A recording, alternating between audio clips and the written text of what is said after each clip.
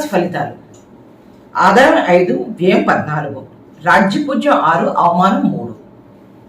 ఆదాయం కన్నా వ్యయం ఎక్కువగా ఉండటంతో ఖర్చుల విషయంలో కాస్త క్రమశిక్షణతో వ్యవహరించాలి. అదే రాజ్యపూజ్యం ఎక్కువగా ఉంది కాబట్టి అవమానం కన్నా వీళ్ళు చేసే పనులకు మంచి గుర్తింపు వస్తుంది. పనులు చక్కగా చేస్తారు, దానికి తగిన గుర్తింపు కూడా వీళ్ళకి లభిస్తుంది. లాభాల విషయానికి వచ్చేసరికి అనుకున్న రీతిలో లాభాలు రాకపోవచ్చు, కానీ వీళ్ళకి విదేశీయానం అవకాశం అయితే ఉంది.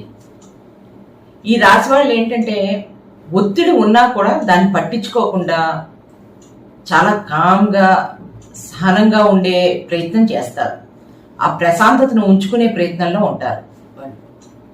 కుటుంబం అన్ని విధాలుగా బాగుంటుంది, శుభంగా క్షేమంగా ఉంటారు. ఇక సోదరవర్గం యొక్క మద్దతు ఉంటుంది. ఈ రాశిలో ఉన్న మీడియా వాళ్ళకి మాత్రం సమయం చాలా అనుకూలంగా ఉంది.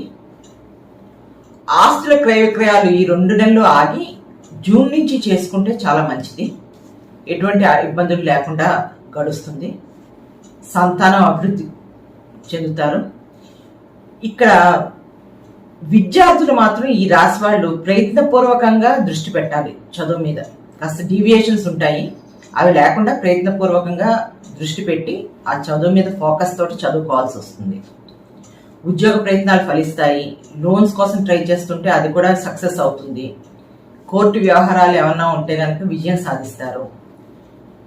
అదే విద్యార్థుల దగ్గరికి వచ్చేసరికి అంటే school, intermediate, college going students వాళ్ళకు మాత్రం చదివిన దానికన్నా ఎక్కువగానే ఉత్తీర్ణత పొందుతారు. ఎక్కడ పోటీ పరీక్షల్లో అదేను.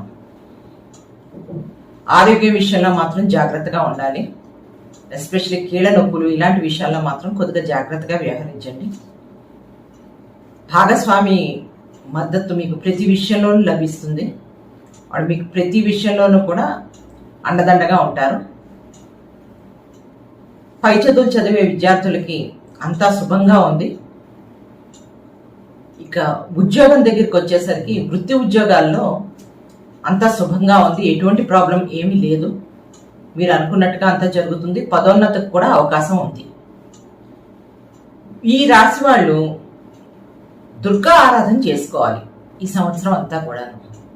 ప్రత్యేకించి ద్వాదశనామ స్తోత్రం ఒక 10-12 లైన్లు ఉంటుందండి.